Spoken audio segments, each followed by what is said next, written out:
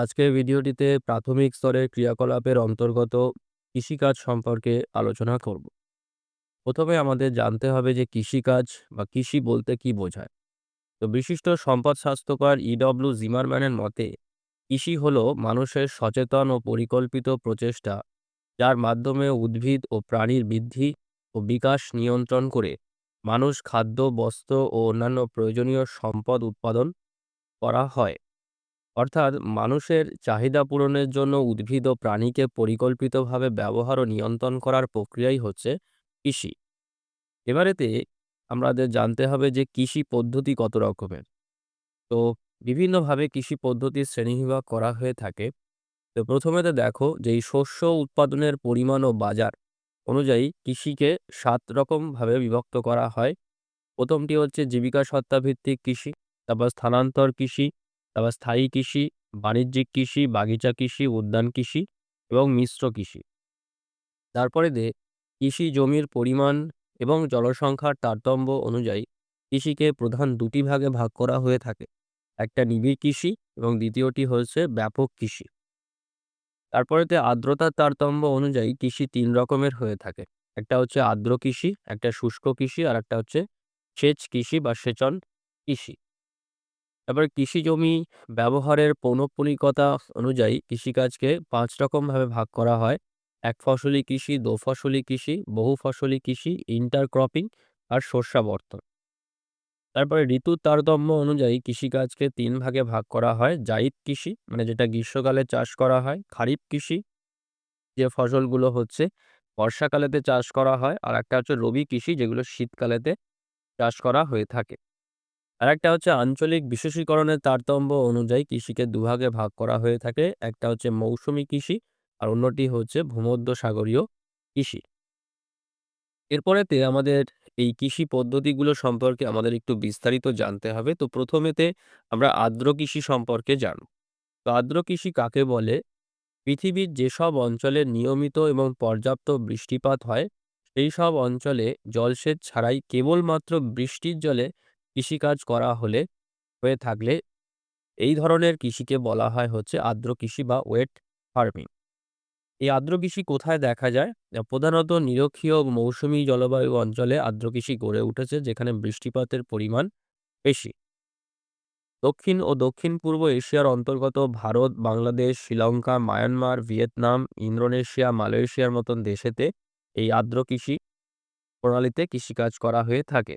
তারপরে আফ্রিকার পূর্ব উপকূল ভাগ, দক্ষিণ আমেরিকার ব্রাজিলের পূর্বভাগ, উত্তর আমেরিকায় মেক্সিকো প্রভৃতি অঞ্চল বা দেশে এই ধরনের কৃষিকাজ লক্ষ্য করা যায়। এই আর্দ্র কৃষিতে কি বৈশিষ্ট্য লক্ষ্য করা যায়? প্রচুর জলের ব্যবহার হয়। এই কৃষি পদ্ধতিতে সেচ, বৃষ্টি বা জলাবদ্ধ জমির মাধ্যমে প্রচুর পরিমাণে জল ব্যবহৃত হয়। জলই উৎপাদনের প্রধান ভিত্তি। আর ধান হচ্ছে এই কৃষিতে প্রধান ফসল ফলানো হয়। আর এছাড়াও হচ্ছে পাট বা আখের মতন ফসলও চাষ করা হয়ে থাকে। জলাবদ্ধ বা স্যাঁতসেঁতে জমিতে চাষ করা হয়ে থাকে। সাধারণত নিচু বন্যাপ্রবণ অঞ্চল বা নদী উপত্যকায় এই ধরনের চাষবাস করা হয়ে থাকে। জমিতে দীর্ঘ সময় জল জমে থাকে। শ্রম নির্ভর উৎপাদন ব্যবস্থা, রোপণ, নিড়ানি, সেচ নিয়ন্ত্রণ ও ফসল সংগ্রহের কাজে প্রচুর শ্রমিক লাগে, তাই এটি শ্রম নির্ভর কৃষি পদ্ধতি। আর উচ্চ উৎপাদন ক্ষমতা, পর্যাপ্ত জল এবং উর্বর মাটির কারণেতে এই কৃষিতে একক প্রতি জমিতে তুলনামূলকভাবে উৎপাদন অনেক বেশি। ফলে খাদ্য উৎপাদনেতে এই কৃষির গুরুত্ব অনেক। এরপরে তো দেখো ফসল। ফসল তো আমরা জানলামই যে হচ্ছে ধান, পাট, আখের মতন ফসল চাষ করা হয়। এছাড়াও হচ্ছে চা, রবারের মতন বাগিচা ফসলও এই আর্দ্র কৃষির মাধ্যমেতে উৎপাদন করা হয়ে থাকে। এবারেতে আসবো হচ্ছে শুষ্ক কৃষি। শুষ্ক কৃষিতে শুষ্ক কৃষি কাকে বলে? বছরে ৫০ সেমির কম বৃষ্টিপাতযুক্ত অঞ্চলে যেখানে জলসেচের সুবিধা নেই, এইসব অঞ্চলে সামান্য বৃষ্টিপাতের উপর নির্ভর করে খরা সহ্যকারী কৃষিজ ফসল উৎপাদন করাকে শুষ্ক কৃষি বা ড্রাই ফার্মিং বলে। কোথায় দেখা যায়? বৃষ্টিপাতের পরিমাণ ৫০ সেমির কম এমন অঞ্চলেতে এই কৃষিকাজ বেশি প্রচলিত। যেমন পশ্চিম এশিয়া, তুরস্ক, লেবানন, সিরিয়া, ইসরায়েল, মধ্য এশিয়ার কাজাখস্তান, আর্মেনিয়া, কিরগিজস্তানের মধ্য চীন, দক্ষিণ ও পশ্চিম ভারত প্রভৃতি দেশ ও অঞ্চলে এই জাতীয় কৃষি প্রণালীর সাহায্যে শস্য উৎপাদন করা হয়। এছাড়াও আফ্রিকার দক্ষিণ আফ্রিকা প্রজাতন্ত্র, দক্ষিণ আমেরিকার ব্রাজিলের দক্ষিণ-পশ্চিম অংশ, মধ্য আমেরিকার মেক্সিকো মালভূমি, উত্তর আমেরিকার কানাডা ও আমেরিকা যুক্তরাষ্ট্রের পশ্চিম অংশ এবং ওশেনিয়ার অন্তর্গত অস্ট্রেলিয়ার পশ্চিমভাগে এই ধরনের কৃষিকাজ লক্ষ্য করা যায়।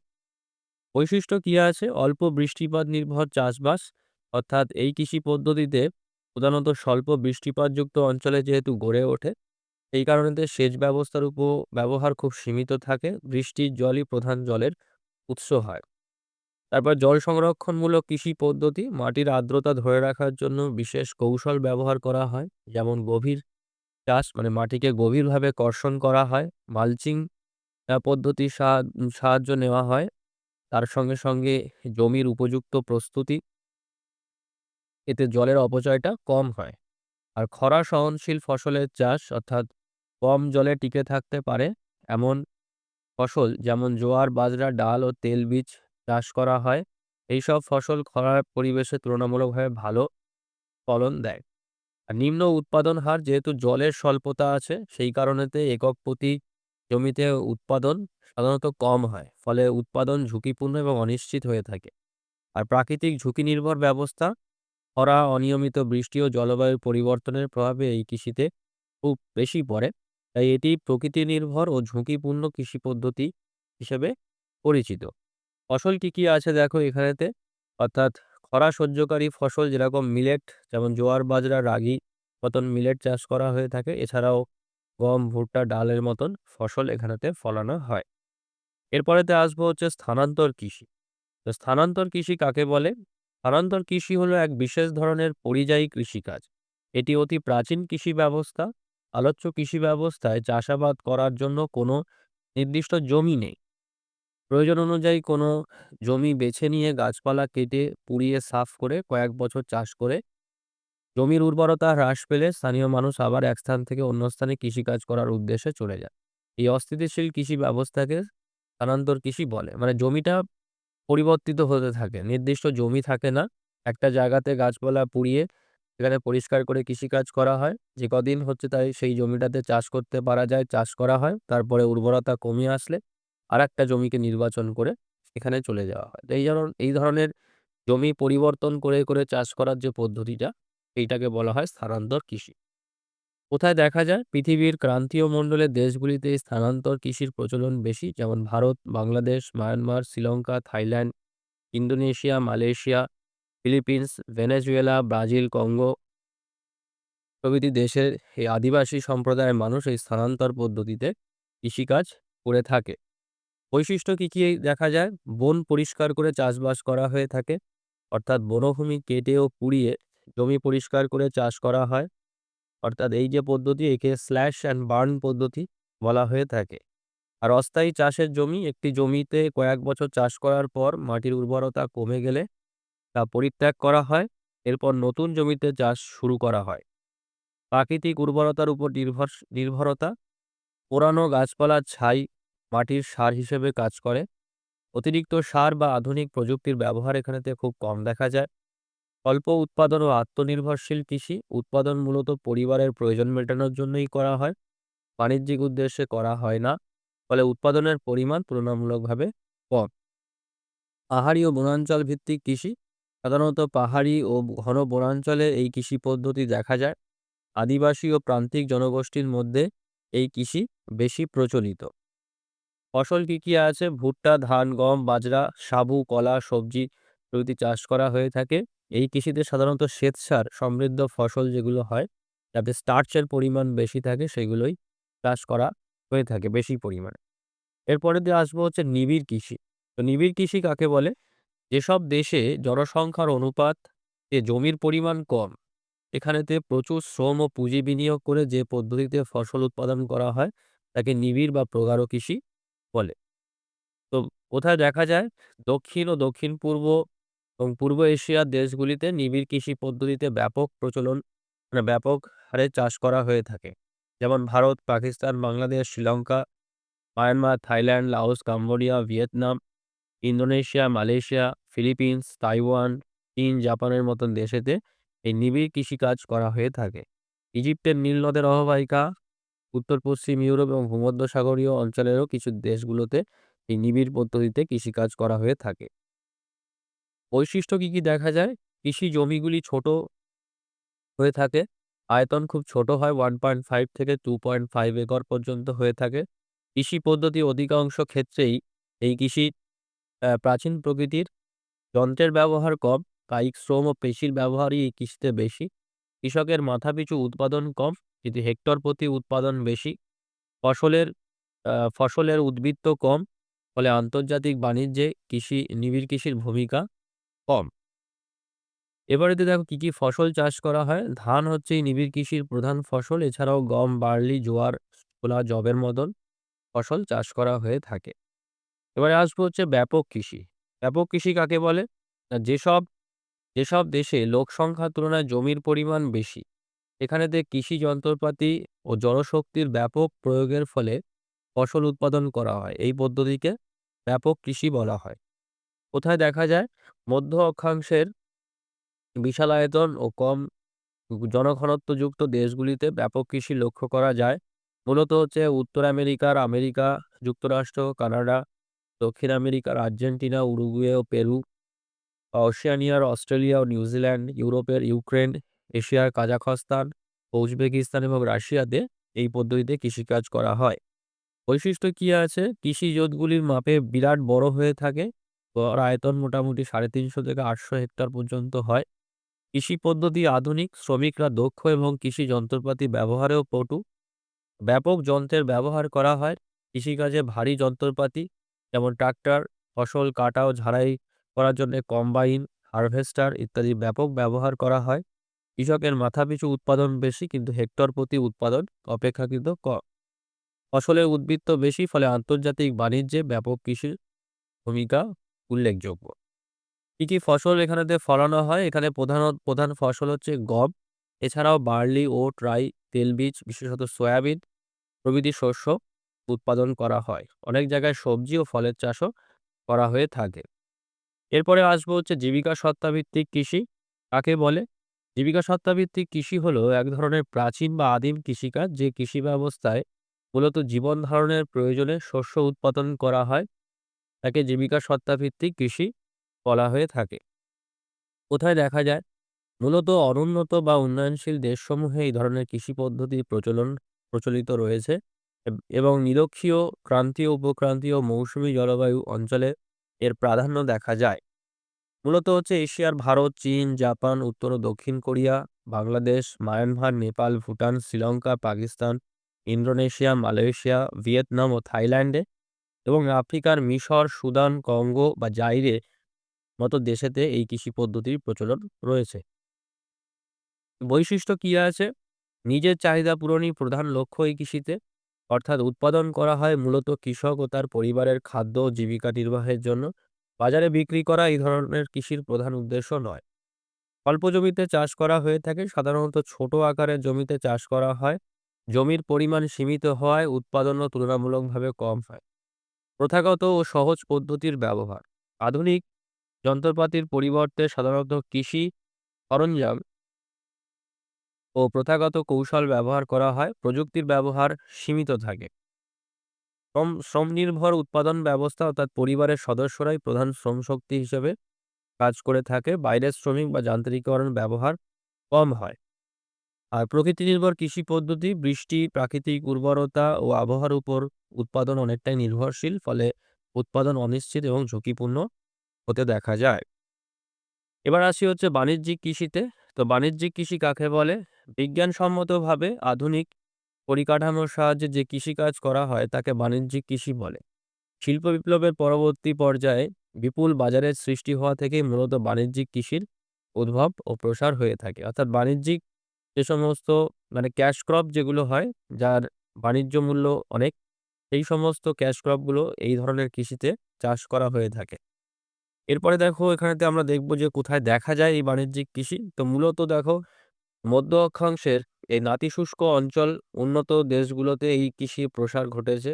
যেমন উত্তর আমেরিকার আমেরিকা যুক্তরাষ্ট্র, কানাডা, ইউরোপের ফ্রান্স, জার্মানি, পূর্বতন রাশিয়া, ইউক্রেন, আফ্রিকাতে, দক্ষিণ আফ্রিকাতে, দক্ষিণ আমেরিকার আর্জেন্টিনা, উরুগুয়ে এবং ওশেনিয়ার অস্ট্রেলিয়া এবং নিউজিল্যান্ডে এ ধরনের কৃষিকাজ করা হয়ে থাকে। বৈশিষ্ট্য কি, কি আছে দেখো, যে বাজারমুখী উৎপাদন ব্যবস্থা, অর্থাৎ উৎপাদনের প্রধান উদ্দেশ্যই হলো বাজারে বিক্রি করে লাভ অর্জন। এখানে মূলত ক্যাশ ক্রপ চাষ করা হয়ে থাকে। মানে অর্থকরী ফসল চাষ করা হয়ে থাকে। আর ব্যক্তিগত ভোগের জন্য উৎপাদন করা হয় না। আধুনিক প্রযুক্তির ব্যবহার, অর্থাৎ উন্নত বীজ, যন্ত্রপাতি, সেচ ব্যবস্থা, সার ও কীটনাশকের ব্যাপক ব্যবহার হয়। আর এতে উৎপাদন বৃদ্ধিও পায়। বৃহৎ মূলধন বিনিয়োগ করা হয়, কৃষি উৎপাদনে প্রচুর অর্থ বিনিয়োগ করা হয়, ফলে বড় আকারের খামার ও আধুনিক অবকাঠামো গড়ে ওঠে। যান্ত্রিকীকরণ নির্ভর চাষাবাদ, অর্থাৎ ট্রাক্টর, হারভেস্টার ও অন্যান্য কৃষি যন্ত্রের সাহায্যে চাষবাস করা হয়। এতে শ্রম শক্তি কম লাগে এবং উৎপাদন দ্রুত হয়। বাজার ও পরিবহন ব্যবস্থার সাথে সংযোগ, অর্থাৎ উৎপাদিত পণ্য দ্রুত বাজারে পৌঁছানোর জন্য উন্নত পরিবহন ও বিপণন ব্যবস্থা থাকে। ফলে বাণিজ্যিক কৃষি অর্থনীতির সাথে সরাসরি যুক্ত থাকে। এরপরে আসবো হচ্ছে বাগিচা কৃষি। তো বাগিচা কৃষিতে কাকে বলে? না, নিরক্ষীয় ক্রান্তীয় অঞ্চলে বাণিজ্যিক উদ্দেশ্যে এই কফি, ইক্ষু, চা, রবার, কোকো, কলা প্রভৃতি ফসল উৎপাদন করা হয়। একে বাগিচা কৃষি বা আবাদি কৃষি বা ইংরেজিতে বলা হয় যে প্ল্যান্টেশন ফার্মিং। যেগুলো বড়, বড় বাগিচা বা বাগান তৈরি করে চাষ করা হয়ে থাকে। কোথায় দেখা যায়? ব্রাজিল, প্যারাগুয়ে, বলিভিয়ার কফি চাষ, Brazil, Peru, Cuba, Puerto Rico ও ফিলিপিন্সের ইক্ষু বা আখ চাষ, ভারত, শ্রীলঙ্কায় চা চাষ, Indonesia, Malaysia, Sri Lanka, Thailand, Cambodia, Vietnam ও মায়ানমারের রবার চাষ, ঘানা, নাইজেরিয়াতে কোকো চাষ, Mexico, Panama, Costa Rica, Colombia, Brazil ও জামাইকার কলা চাষ, মানে কলা বাগিচা যেগুলো, এইখানেতে এই কৃষি দেখতে পাওয়া যায়। বৈশিষ্ট্য দেখো, এখানেতে এক ফসলি বৃহৎ পরিসরে চাষ। মানে একটিমাত্র ফসল, মানে কৃষি বাগিচাগুলোতে একটিমাত্র ফসল বিশাল আয়তনের জমিতে বা বাগানেতে চাষ করা হয়। যেমন কফি, চা, রবার। এতে পরিচর্যা ও উৎপাদন প্রক্রিয়া সহজ হয়। আর বাণিজ্যিক ও বাজারমুখী উৎপাদন, অর্থাৎ উৎপাদন করা হয় মূলত বাজারে বিক্রির জন্য, ব্যক্তিগত ব্যবহারের জন্য নয়। দেশীয় ও আন্তর্জাতিক বাজারের চাহিদাই উৎপাদন নিয়ন্ত্রণ করে। বৃহৎ আকারে মূলধন বিনিয়োগ করা হয়। জমি, যন্ত্রপাতি, সেচ, সার, কীটনাশক ও প্রক্রিয়াকরণ ব্যবস্থার জন্য প্রচুর অর্থ বিনিয়োগ করতে হয়। শ্রম নির্ভর চাষাবাদ, অর্থাৎ রোপণ, পরিচর্যা ও ফসল সংগ্রহের কাজে অনেক শ্রমিকের প্রয়োজন। তাই এটি একটি শ্রম নির্ভর কৃষি পদ্ধতি। প্রক্রিয়াকরণ ও পরিবহনের সুবিধা, অর্থাৎ উৎপাদনের পর ফসল প্রক্রিয়াকরণের জন্য কারখানা ও বাজারে পৌঁছানোর জন্য উন্নত পরিবহন ব্যবস্থা থাকে। কি, কি ফসল উৎপাদন করা হয়? অর্থাৎ বাগিচার মাধ্যমে যে সমস্ত ফসল উৎপাদন করা হয়, অর্থাৎ কফি, রবার, ইক্ষু, চা, কোকো, কলার মতন ফসলগুলো এখানেতে উৎপাদন করা হয়ে থাকে। এবারেতে আসবো হচ্ছে মিশ্র কৃষি। মিশ্র কৃষি কাকে বলে? যে কৃষি ব্যবস্থার মাধ্যমে শস্য উৎপাদন ও পশুপালনের মাধ্যমে অর্থনৈতিক, মানে পশুপালনের মধ্যে অর্থনৈতিক সমন্বয় ঘটানো যায়, সেই বাজারমুখী এবং অপেক্ষাকৃত নিবিড় কৃষি ব্যবস্থাকে মিক্সড ফার্মিং বলে। এখানে একটা বিষয় তোমরা লক্ষ্য রাখবে, যে এতক্ষণ যে কৃষি পদ্ধতিগুলো নিয়ে আলোচনা করলাম, সেগুলোতে শুধুমাত্র কৃষিজাত ফসলের উপরেতেই মনোনিবেশ করা হয়। কিন্তু মিশ্র কৃষির ক্ষেত্রে আমরা দেখি যে শস্য উৎপাদনের পাশাপাশি পশুপালনকেও এই কৃষির আওতায় নিয়ে আসা হয়েছে। এবার এতে কোথায় দেখা যায়? দেখো, এখানেতে উত্তর-পশ্চিম ইউরোপ, আমেরিকা যুক্তরাষ্ট্র, মেক্সিকোর মধ্যভাগ, প্যারাগুয়ে ও ব্রাজিলের দক্ষিণাংশ, উরুগুয়ের উত্তরভাগ, আর্জেন্টিনার অন্তর্গত পারানা অববাহিকা, চিলির দক্ষিণে প্রায় ৩৮ ডিগ্রি থেকে ৪২ ডিগ্রি, দক্ষিণ অক্ষাংশের মধ্যবর্তী অঞ্চল, দক্ষিণ আফ্রিকা ও জিম্বাবুয়ের কিছু অংশ মিশ্র কৃষিকাজের জন্য প্রসিদ্ধ। বৈশিষ্ট্য কি, কি আছে দেখো, যে ফসল ও পশুপালনের সমন্বয় এই কৃষির একটি অন্যতম বৈশিষ্ট্য। অর্থাৎ একই খামারে ফসল উৎপাদনের পাশাপাশি গবাদি পশু পালন করা হয়। এতে কৃষকের আয়ের একাধিক উৎস তৈরি হয়। ঝুঁকি কমানোর ব্যবস্থা করা হয়। অর্থাৎ কোনো একটি ফসলের ক্ষতি হলে পশুপালন বা অন্য ফসল থেকে আয় পাওয়া যায়। ফলে প্রাকৃতিক দুর্যোগ বা বাজারের পরিবর্তনের ঝুঁকি কমে। মানে ফসল যদি ভালো না হয়, পশুপালনের উপর থেকে কৃষক তার লোকসানটাকে মিটিয়ে ফেলতে পারে। তারপর দেখো, জৈব সার ব্যবহারের সুবিধা। যেহেতু গবাদি পশুর এই গোবর ও বজ্র যে সার আছে, সেগুলোই জমিতে জৈব সার হিসেবে ব্যবহার করা হয়। এতে মাটির উর্বরতা বাড়ে এবং রাসায়নিক সারের উপর নির্ভরতা কমে। আচ্ছা, ভূমির সর্বোচ্চ ব্যবহার। জমির বিভিন্ন অংশে বিভিন্ন ফসল ও পশুপালন কার্যক্রম পরিচালিত হয়। ফলে জমির উৎপাদন ক্ষমতা ও ব্যবহার দক্ষতা বৃদ্ধি পায়। আচ্ছা, পরিবার ভিত্তিক শ্রমের ব্যবহার মিশ্র কৃষিতে সাধারণত পরিবারের সদস্যরাই অধিকাংশ কাজ করে থাকে। এতে উৎপাদন খরচ কমে এবং কর্মসংস্থানের সুযোগ বাড়ে। ফসল দেখো ৩ রকমের ফসল মানে শস্যের চাষ করা হয়ে থাকে। দেখো কৃষকেরা পারিবারিক প্রয়োজন মেটানোর জন্যে যেমন ভুট্টা, গম, সয়াবিন, বিট, আলু, মটর, শালগম, বাঁধাকপি, শাক ইত্যাদি চাষ করে। বাজারে বিক্রির জন্যে গম, সয়াবিন, ওট এগুলো চাষ করে। মানে গম একদিকে খাদ্য হিসেবে আবার বাজারের প্রয়োজন মেটানোর জন্যেও বিক্রির জন্য চাষ করা হয়। আর পশুখাদ্যের জন্য মূলত ভুট্টা, আলু, শালগম, বিট, ওট, আলফালফা আলফা যে ঘাস রয়েছে সেগুলোকে চাষ করা হয়ে থাকে। এবারেতে আসবো হচ্ছে উদ্যান কৃষি। উদ্যান কৃষি হচ্ছে যে বড়, বড় শহরের দৈনন্দিন শাকসবজি, ফুল, ফল প্রভৃতির চাহিদা মেটানোর জন্য যখন ওইসব শহরের উপকণ্ঠে বা শহরতলিতে অত্যন্ত আধুনিক পদ্ধতিতে এই মানে এই আ শাকসবজি বা এই কৃষিজ ফসলগুলো চাষ করা হয়, তখন তাকে বলে বাজার কেন্দ্রিক উদ্যান কৃষি। অবস্থান কোথায় দেখো কোথায় দেখা যায় বাজার কেন্দ্রিক উদ্যান কৃষি যেটা, এটা হচ্ছে উত্তর-পশ্চিম ইউরোপের জনবহুল ও শিল্পোন্নত দেশ। যেমন ব্রিটিশ যুক্তরাজ্য, Germany, Netherlands, France, Italy, Spain প্রভৃতি দেশেতে এই ধরনের কৃষি সর্বাধিক প্রচলিত। এছাড়াও উত্তর আমেরিকা মহাদেশের অন্তর্গত আমেরিকা যুক্তরাষ্ট্র পূর্বভাগ, বৃহৎ হ্রদ অঞ্চল, কানাডার দক্ষিণ-পূর্ব ভাগে এই জাতীয় কৃষির যথেষ্ট প্রচলন আছে। দক্ষিণ-পূর্ব ও দক্ষিণ-পূর্ব এশিয়ার বড়, বড় মহানগরীর পাশেও এই ধরনের কৃষি পদ্ধতির প্রচলন লক্ষ্য করা যায়। এবারেতে আসবো হচ্ছে এর বৈশিষ্ট্য। তো দেখো এটা শহরকেন্দ্রিক কৃষি ব্যবস্থা, অর্থাৎ বাজারের নিকটে বা শহরের আশপাশে এই ধরনের চাষবাস করা হয়ে থাকে। এতে দ্রুত পণ্য বিক্রি ও পরিবহন সহজ হয়।